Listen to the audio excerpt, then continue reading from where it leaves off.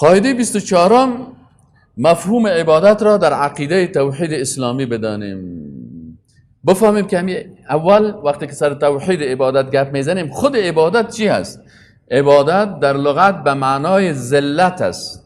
انسان خود ذلیل میسازه. وقتی که یک کسی ما و شما بهترین چیز در وجود ماست پیشانی ماست، وقتی که با وجود قوت، جوانی، زور، توانایی، همه چیز برای یک مخلوق سرت خم نمی کنی، لکن می سجده میکنی در روی زمین، در سر خاک سرت میمانی. این چی هست؟ این ذلت گفته میشه. از این خاطر عربا میگفتن طریق معبد، راهی که ذلیل شده. کدام راه را معبد میگفتن؟ مثلا در یک راه سنگ می بود، سنگای بسیار کلان کلان، باز بعد از این چی میکردن؟ مارتول می آوردن یا ماشین می آوردن، آل وسایل پیشرفته را میارن، همین سنگای سرک چی میکنن؟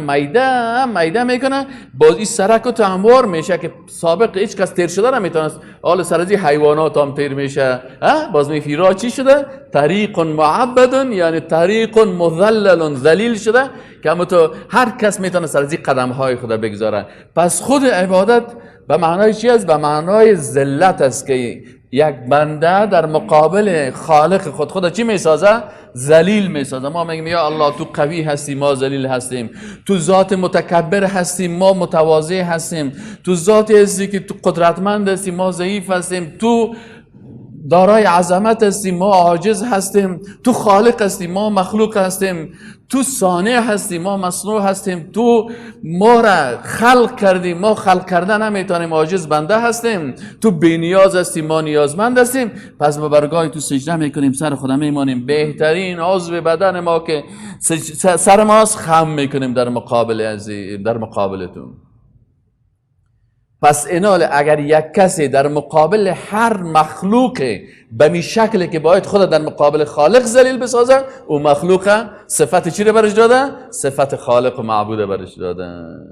از این خاطر وقتی که صحابه آمدن و به رسول الله صلی الله علیه و سلم گفتن، وقتی که میگیم به طریق رسول الله صلی الله علیه و سلم دین بفهمیم، به طریق رسول الله صلی الله علیه و سلم عقیده را بفهمیم. سنت تنها در عبادات نیست، سنت اعتقادی هست، سنت اخلاقی هست، سنت در عبادات رسول الله صلی الله علیه و سلم است، سنت در نظام سیاسی رسول الله صلی الله علیه و سلم است که رسول الله صلی الله علیه و سلم چه قسم نظام ها را تطبیق کرده. مثل که پیشتری برادر ما گفتن که دین به معنای نظام است و اینمین نظام کی تطبیق کرده؟ محمد رسول الله صلی الله علیه و سلم.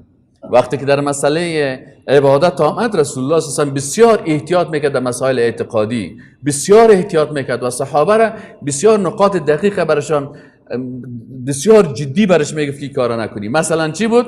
مثلا صحابه آمدن گفتن که یا رسول الله یک کسی را دوست داره، با همراه یک کسی محبت داره، من یک دوست خودم ملاقات میکنم، اینحنی له، آیا بر از خودم منحنی بسازه؟ آیا خدا بر از او منحنی بسازه؟ کی صنف 12 مکتب هست اینجا؟ صنف 12 مکتب کسی هست؟ در پوانتون هست کسی؟ محصل پوانتون. شما بین اینجا خط مستقیم منحنی را بر ما تمثیل بکنید. مثلا خدا اما تو مستقیم استاد شو، اینی مستقیم است نه؟ خب سرت کمک کج نیست؟ اینه.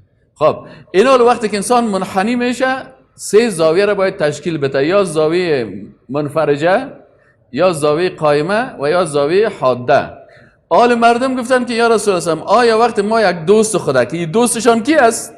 شخص رسول الله صلی الله علیه و سلم است. بزرگترین دوستشان کی بود؟ رسول الله صلی الله علیه و سلم بود.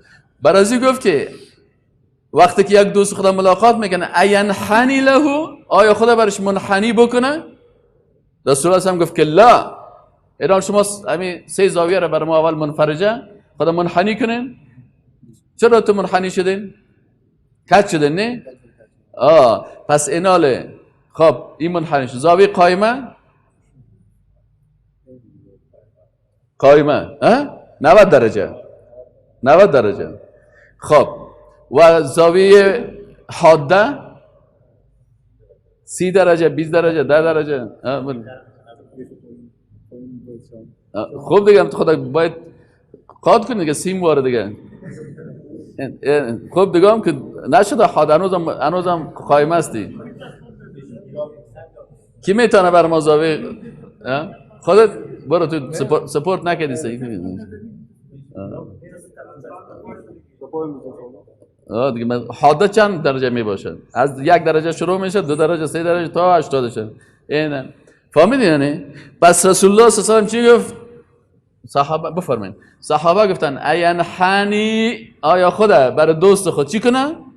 منحنی بسازه؟ یعنی یا رسول الله ما بر تو وقتی که میایم خدا منحنی بسازیم؟ رسول الله صلی الله علیه و گفت که لا، قال لا. و وقتی که رسول الله میگه لا به معنای نهی است و منع رسول الله صلی الله علیه و سلم حرام است. رسول الله گفتی کار نکن، معنای چی میشه؟ منع رسول الله صلی الله علیه و شد، حرام شد. و حرام یکی در دیگه مسائل است، یکی در اعتقادات است. یک کاری که در عقیده حرام است. ایناله چرا بسیاری رهبرها کافر میشه؟ مثلا قانون است در کشورهای کفری وقتی که میرن، در زمان همی کمونستا که میرفتن باز میگن نه ما مسلمان هستیم. نه برادر کافر هستی. چرا کافر میشد بیچاره؟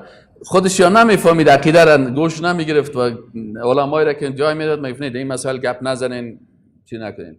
اگر روی اجازه میداد برش میگفتی که رسول الله صلی الله علیه و آله گفته که انحنا که خود ذلیل میسازی. انحنا بفهمین که خود ذلیل بسازی. ذلیل که نسازی پروا نداره. مثلا وقتی من یک کتاب میگیرم خدا چی میکنم؟ قاط میکنم در زمین. اما خدا برای خشت ذلیل ساختیم؟ نساختیم. اما اگر یک گندو یک دانه خشت پیش روی خود میمونه، پیش از اون خودت ذلیل کرده بره که مجه بجا دینا چی شد؟ پس خدا برای زمین خشت چی ساخت؟ برای سنگ ذلیل ساخت. از این خاطر عمر ابن خطاب رضی الله تعالی عنه وقتی که در مقابل حجر الاسود قرار گرفت، آمد برای حجر الاسود چی گفت؟ به خاطر که مردم شک نکنه که ما بر سنگ عبادت میکنیم، برش گفت که او سنگ سیاه، او سنگ سیاه. در روی برای حجر الاسود استاد شد، گفت تو یک سنگ سیاستی، برای من نه نفع رسانده میتونی نه ضرر رسانده میتونی، فقط چون رسول الله سمتر یک ماچ کرده ما تو یک ماچ میکنم، اما تو برای من نفع و ضرر رسانده نمیتونی. ما سنگ پرست نیستیم. مسلمان ها سر بام کعبه بالا میشن، در سر بام کعبه استاد میشه. چرا سر بام کعبه استاد میشه و چیزایی رو جور میکنن؟ بفهمه که ما برای کعبه سجده نمیکنیم. سجده برای کعبه عبارت از سنگ و چوب است، فقط روی ما طرف قبله میکنیم. سجده برای الله میکنیم. اما بت پرستا برای بت خود سر شانه بت بالا شده نمیتونه. صحیح نه؟ اون دو برای ما میگن وای کعبه و घर के लिए इबादत करते हैं, आप तो मोगर के लिए हम इबादत नहीं करते हैं, हम उस घर के बालाई सर बाम बाला होते हैं. صحیح نه؟ گفتم بگی اگر تو برای بت، گفتم هم به او پرواله که عبادت کرده ہے. گفتم وقتی که او پرواله رو عبادت میکنی خیلی پایت از بخی سر شانه بتت بالا شو، او خراب کرتا ہے. اینه گفتم وقتی که به سنگ عقیده کردی که سنگ برای تو ضرر میرسانه ینفع و یضر، تو چی کردی؟ عقیدت خراب شد. فهمیدین عقیده توحید اسلامی را؟ پس رسول الله هم گفت که انحنا به کس نکنین. خب پس خود عبادت در لغت به معنای چی است؟ ذلت است. پیش کس خود پیش مخلوق ذلیل نسازید. از این خاطر آمدید دست برش میتی. حتی دو دسته در اسلام که دو دسته آمده سلام علیکی از کدام جای بفرمایید؟ با یک دست است، با یک دست. و سرت بلند بگی در مقابل مخلوق، سرت فقط در مقابل خالق یکتا، خالق ذوالجلال سرت خم کو، پیش از او خود ذلیل بساز که او خالق متکبر است. پیش یک مخلوق عاجزه که مثل تو مخلوق است، او چی بر تو داده میتونه؟ او خود نجات داده نمیتونه. از این خاطر علما میگن که هر عمل تعریف عبادت چی میکنن؟ در لغت به معنای ذلت است و در اصطلاح دو قسمی رو تعریف میکنن. یکی اصطلاح عام که کل عبادت را شامل میشه، میگه در مقابل کسی به قصد عظمت، اظهار بندگی و ذلت خودش به خاطر نیل ثواب و اجر. صحیح نه؟ در عبادت باز ارکانش ما و شما میخوانیم این اگر ایره میکنن. و علمای اسلام باز عبادت چه قسم تعریف میکنن؟ علمای میگن هی اسم جامع لكل ما يحبه الله و یرضاه. میگه اسم جامع هست برای هر چیزی که الله او را دوست داره و الله از او راضی میشه، من الاعمال الظاهره و الباطنه، از اعمال ظاهری و باطنی. الله چی را دوست داره؟ الله چیزی را که دوست داره به او امر کرده، چیزی که بدش میه از اون نهی کرده. این قاعده کلی هست. هر چیزی را که الله دوست داره به او امر کرده که نماز بخوان. الله نماز تو را دوست داره. الله گفته بر من سجده بکنین. الله سجده تو را دوست داره. رکوع تو را ورکعوا مع الراکعین، ورکعوا فعل امر است، گفته رکوع بکنین. فهمید؟ یعنی این را دوست داره. چیزی که بدش میگه گفته لا تسجدوا للشمس، برای آفتاب سجده نکن. یک مردم برای آفتاب سجده میکرد، برای قمر سجده نکنین، اجازه نیست. این رو دوست نداره الله. شراب دوست نداره، گفته نخورین شراب. زنا را خوش نمیاد، گفته نکنین زنا را. قتل خوش نداره، گفته قتل نکنین. این دیگه پای است که چی هست؟